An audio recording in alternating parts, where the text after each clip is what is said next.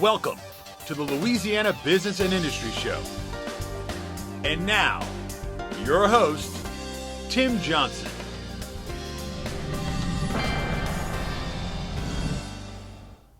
Happy New Year. All of us at Cox 4 and the Louisiana Business and Industry Show hope your new year is off to a productive start.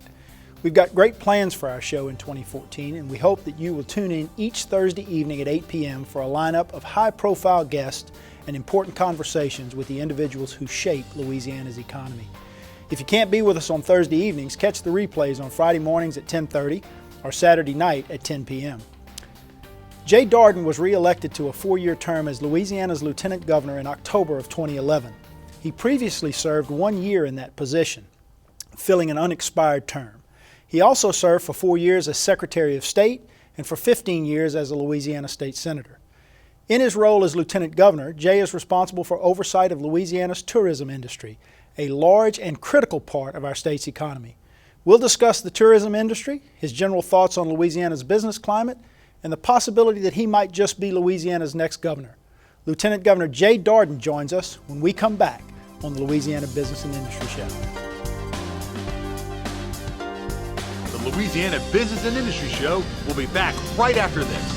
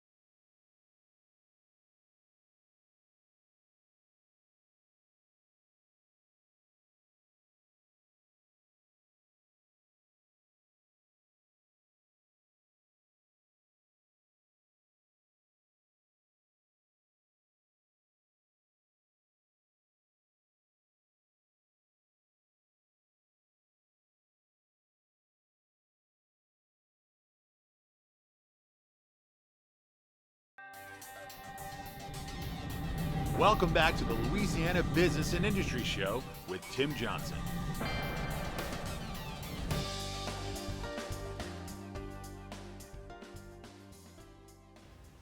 Welcome back to the Louisiana Business and Industry Show. Thanks for giving us part of your day. As we mentioned in the open, Lieutenant Governor Jay Dardenne is our special guest on the show today. Governor, welcome. Thank you, Tim. Nice to be with you. Thank you for being here. A lot to talk about, right? We mentioned that you are responsible for cultural recreation, tourism in the state in your role as Lieutenant Governor. There's a lot of other things you do, but before we get into that, let's talk about your political career. What led you into politics initially, and a little bit about the successes you've had both as a state senator and as Secretary of State. Well, you and I go back a long way, so you kind of remember perhaps my introduction to politics. In the late 80s, I ran for the state Senate, got beat by a couple of hundred votes, and next year got elected to the East Baton Rouge Parish Metro Council and served there for about 2.5, almost 3 years, and then went to the Senate for 15 years. And I'd been involved in a lot of activities here in the community, and that was really my entree into politics, work in a volunteer capacity and then deciding to run for public office. You know, everyone that gets into public office, and as you know, I've made an attempt at politics as well. you do it because you feel like you can make a difference. You feel like you can make your state or your community better in some way. What are you most proud of over the course of your political career? You know, I go back to my days on the East Baton Rouge Parish Metro Council, and I've talked about this before because I've been fortunate and served in a number of capacities in public office, but I look at my time on the Metro Council in terms of really making a difference, because the government that governs closest to the people has the most impact, and I firmly believe that. And when I was on the council, I authored legislation that created a qualification-based selection process for architects and engineers in the parish that is still in place. And it was based on qualifications and based on competence, not based on politics. And that stood the test of time. And also, secondly, in that same time when I was on the council, we had some serious flooding in the southern part of the parish in 1988. And as a result of that, my whole district seemingly was underwater. And I said, we're going to fix this. And I said, we're going to have a comprehensive flood damage prevention ordinance. A lot of people said, you'll never do it. Developers are not going to buy into it. Engineers will never agree. Hydrologists don't know where the water's going. I said, well, we're going to get everybody together and talk about it.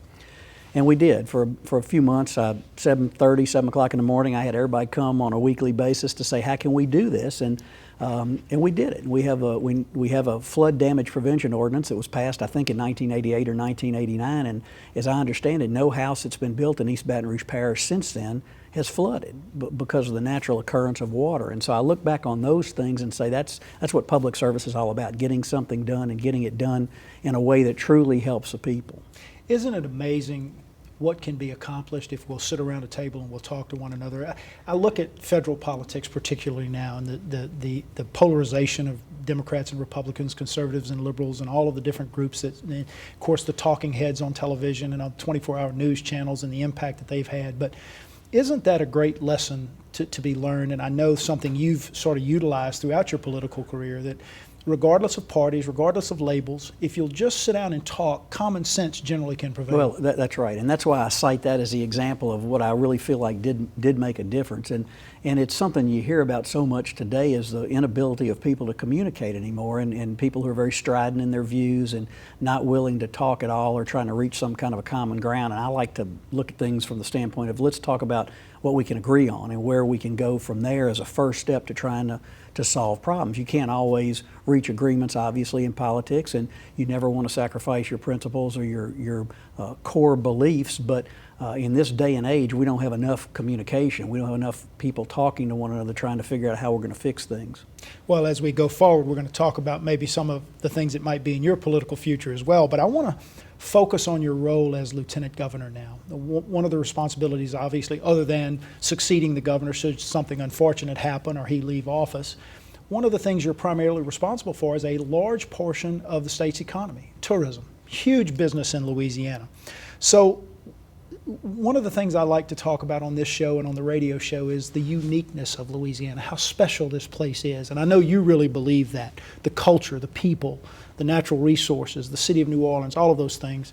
Talk about Louisiana as a special place from your perspective, and then we'll dive into the industry a little bit. Well, certainly from the perspective of almost any Louisianian, if they step back and look at our state, they recognize that we're different and we're unique. We were different in 1812 when we became the 18th state in America, and we're different in 2013. And it's those differences, those cultural differences that are still very pronounced in our state today, that make us unique and make us special and make us a place that people are extremely interested in and fascinated by.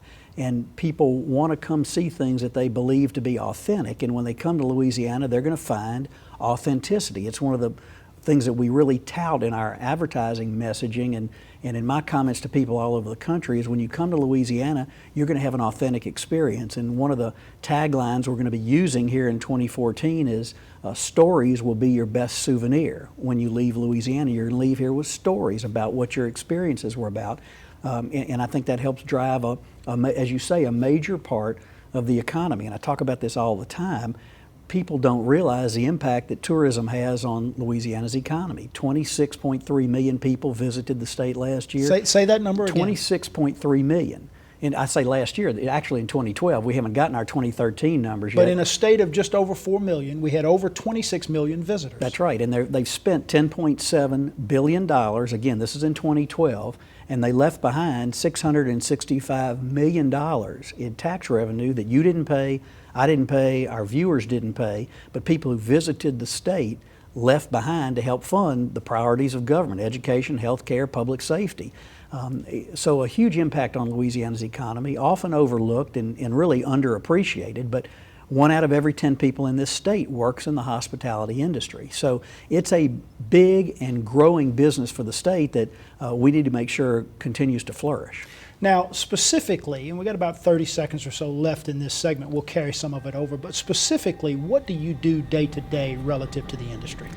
Well, I'm very involved in the operation of the entire Department of Culture, Recreation, and Tourism, because I'm in charge of running it. When I took office, there was a secretary of the department that really was responsible for the day-to-day operation. And I said, well, the people elected me to do that job, so the highest paying job in the department, I said, we're not going to fill. So we saved $130,000 or so right there, and I'm handling the administration of the department with some very good assistants who've done a great job, people I've worked with for a number of years. My chief of staff, Kathy Berry, who was with me when I was in the legislature, Randy Davis, who used to run the Louisiana Lottery, in charge of day-to-day operations, but on a daily basis, I'm involved in a lot of the minutia of what goes on in the department. I want to talk more about that when we come back. We're visiting with Lieutenant Governor Jay Dardenne, and you're watching the Louisiana Business and Industry Show on Cox 4.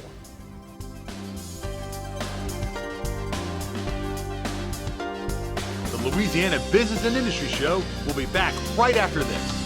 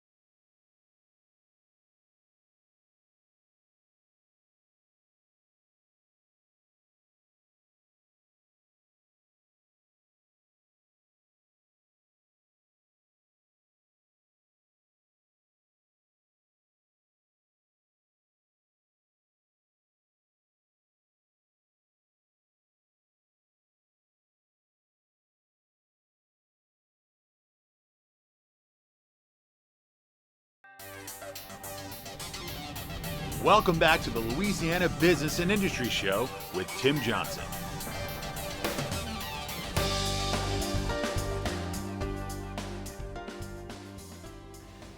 Welcome back to the Louisiana Business and Industry Show. We're visiting with Lieutenant Governor Jay Dardenne. And Governor, before the break, we talked about the Department of Culture, Recreation, and Tourism. You made the decision when you became Lieutenant Governor not to fill that highest paid position within your office and said, hey, this is what the folks elected me to do. I'm going to manage that day to day.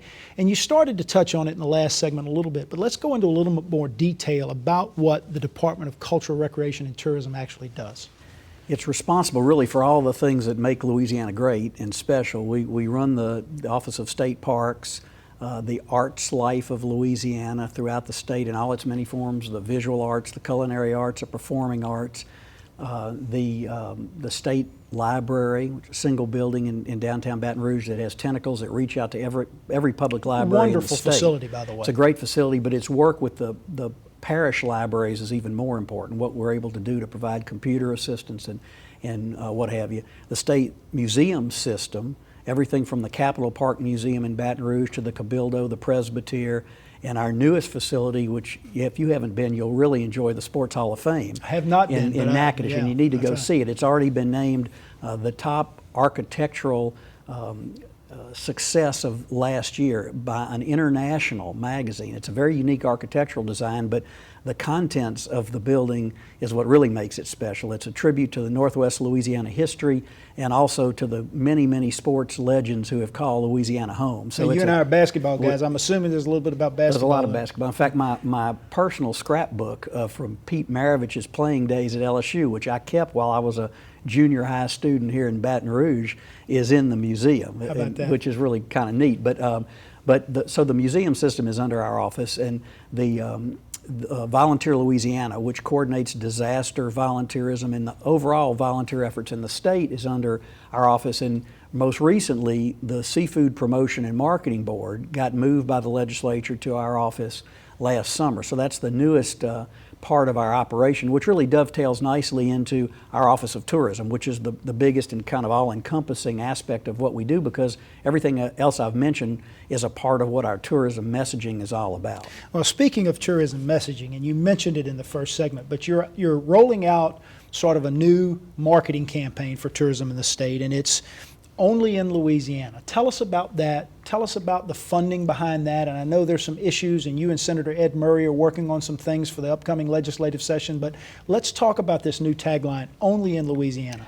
When I got elected, I said when I ran the first time we needed a new brand for Louisiana, and we introduced that brand about a month after I got elected. It was Louisiana Pick Your Passion, right, because we have so many passions in this state, and we're a passionate people, and that has served us well, and it's going to continue to serve us well. We're not going to lose that brand, Louisiana Pick Your Passion, but our focus on 2014 is going to be about the things that you will find only in Louisiana. Last year in 2013, we focused on Louisiana music, and we'll continue to focus on music, but we'll also bring in more of a message about our food, about the artistic life of Louisiana, the unique architecture you find in Louisiana, things that make our state, as we talked about earlier, unlike any other place in America or unlike any other place in the world. And that's going to be the messaging that is going to be part of our print and broadcast message throughout 2014.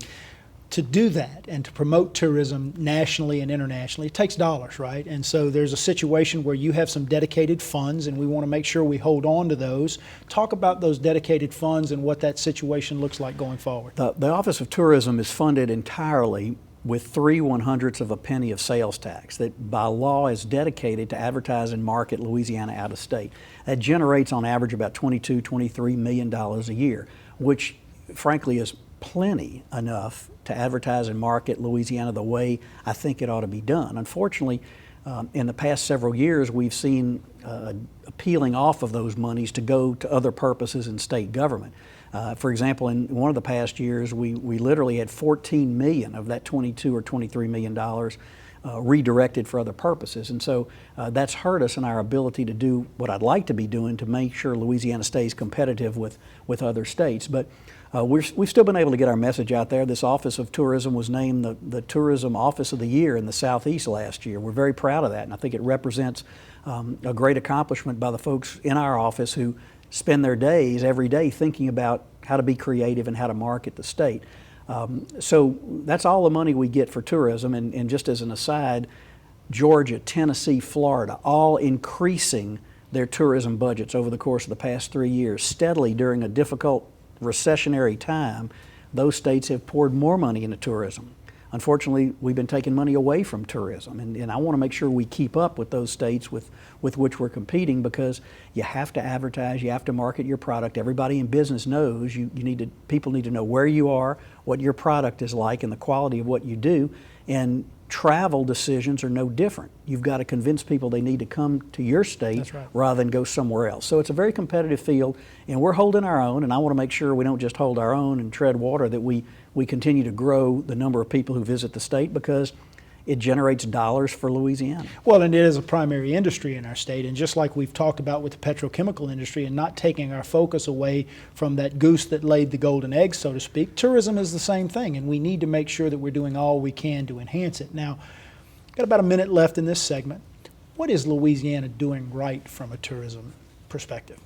We're showcasing our authenticity. I think that's first and foremost is what brands Louisiana as being different from any other place you go. You're going to see a variety of cultures here. You're going to experience food and music and joie de vivre, a love of life that you're not going to find anywhere else. And that's been a constant in our messaging over the past several years, and I think has led to the success that we're realizing in terms of bringing people to Louisiana, which means jobs being created in our state. At a time when in past several years where we're struggling to create jobs, we're continually growing more jobs in the tourism industry. And I think the future is very bright overall for Louisiana from a job standpoint when you look at the petrochemical industry, oil and gas industry, healthcare, tourism, other areas that are really growing and developing. I think some bright days are ahead. Well, because I know Jay Dardenne, I know that you are entirely focused on the job that you have, but when we come back, I want to talk about what your future might hold. We're visiting with Lieutenant Governor Jay Dardenne, and you're watching the Louisiana Business and Industry Show on Cox 4.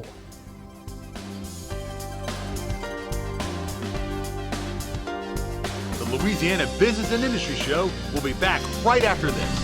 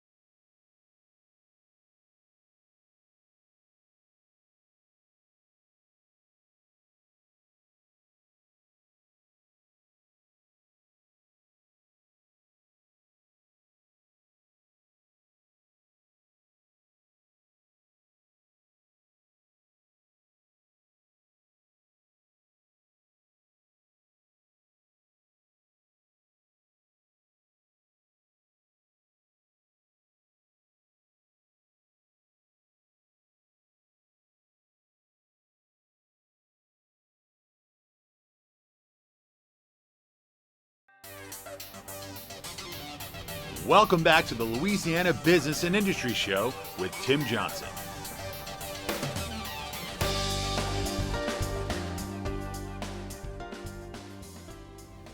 Welcome back to the Louisiana Business and Industry Show. I'm your host, Tim Johnson. We're visiting with Lieutenant Governor Jay Dardenne, and we've talked about your role as Lieutenant Governor. I know that you're completely focused on that job, but if you follow politics at all, you know that there's been discussion out there as you being a very viable candidate for governor in 2015. Governor Jindal's term limited, can't run for re-election, and you're one of the prominent names that gets mentioned often. And I know that you've said that you're going to be a candidate, you're going to run. And so tell us a little bit about the campaign, and then let's talk about what you believe are the most critical issues facing Louisiana as we enter the next governor's term. You know, I think in our adult lifetime, you and I have been in Louisiana, for a while, and I think the story has been one of neglected opportunity where we haven't really taken advantage of the blessings that God has given this state from a natural resource standpoint, from a people standpoint, and we've got an incredible opportunity on the horizon for the state. I think the next several years are going to be as great a boom year for Louisiana as we've seen. If you look at the projects that have been announced and the projects that I think are probably going to come to fruition, it's a very exciting time for Louisiana. We're bringing more people to the state than we've ever brought to Louisiana. That is going to continue. People who visit here tend to want to visit again, then they want to invest here, they may ultimately want to retire here. And I think the issue down the line is going to be to make sure that we create opportunities and fulfill the promises of those opportunities as a state, and I think we can do that. You know, it's been interesting, and I've talked a lot about it on the radio show. You and I have had the conversation, and we even talked about it a little bit in the first segment here about what a unique and special place this is. Arguably more natural resources per square mile than any other place, certainly in the United States. We sit at on the Gulf of Mexico with access to these economies all over the world. We've got a great documented work ethic among our people. We've got the city of New Orleans and all the history it brings, and we sit at the mouth of the greatest economic transportation artery in the world, the Mississippi River. And so if you really go back to, say, 1995 or so with the election of Governor Foster, I think we began to say we've had enough of doing things the old way. We've had enough of missing those opportunities. And Governor Foster did some really good things. Governor Blanco, to her credit, really tried to do some very positive things in terms of image and business. Governor Jindal has accelerated that process, but there's still more to do, isn't there? Well, there is, but you hit on a very important subject, I think, and that is taking advantage of the transportation system that we have in Louisiana. No other state has a Mississippi River running right through it as it does on its way to the Gulf of Mexico. 6 major rail transportations hubbed in New Orleans where they come together. The ports. Magnificent port system, Port of South Louisiana, which people sometimes overlook, is the incredible economic engine it is for the state, and try to harness the energy of the transportation opportunities that exist in Louisiana is going to be a very formidable challenge for us in the future that we've got to be ready to accept. And another theme that we talked about earlier is training Louisianians to handle the jobs that are on the horizon for this state. Huge issue. In the petrochemical industry and the oil and gas industry, and with the development that is going to be coming, particularly in South Louisiana, but really stretching all the way through Central and North Louisiana, we have an incredible opportunity for Louisianians to be trained to do that work so that we're not importing workers. We're training Louisianians to handle these jobs, which are going to be well-paying jobs, high-paying jobs, requiring a particular skill set, and that's going to be, again, one of the challenges of the next several years and early in this century is developing that workforce of Louisianians to satisfy the demands that we think and hope and expect to happen for the state. You mentioned workforce development, and obviously the community and technical college system will play a critical role in that in our state. A lot of private providers will, but it really all starts the foundation of being K through 12 education in our state, right? And we've made some great strides there. Things are getting better, I think, in general. But what are your thoughts on the current state of education in Louisiana? I think K-12 education has made some important progress. I think the pre-K program that's been started is certainly the right direction to try and capture young minds early enough to help them develop their learning skills very early on, and that's unfortunately often overlooked in the big scheme of things. A lot of work has been done over the course of the Jindal administration to advance K-12 education. Higher education, to some extent, in my view, has not fared as well and has to some extent been neglected. When you talk to folks at university system, they're going to tell you they're struggling.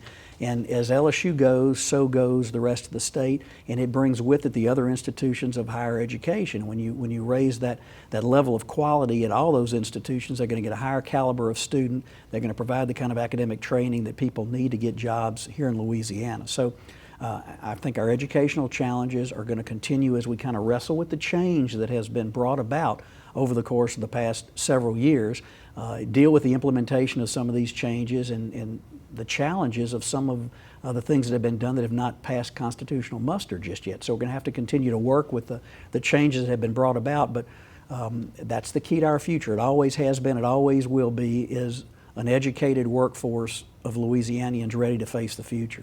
15 seconds. What's your message to the business community in Louisiana? Stay the course. I think some tremendous things have happened over the course of the past several years. I think the future is extremely bright. The business community, I think, is chomping at the bit for the opportunities that await, and I think it's on a broad spectrum, not just the traditional core businesses that define Louisiana in the last century, but the businesses that await us in the future. We'll be watching very closely to see what happens in 2015. Governor, thank you for being with us. Thanks, Tim. That's a wrap, guys. Thank you for joining us for another edition of the Louisiana Business and Industry Show on Cox 4.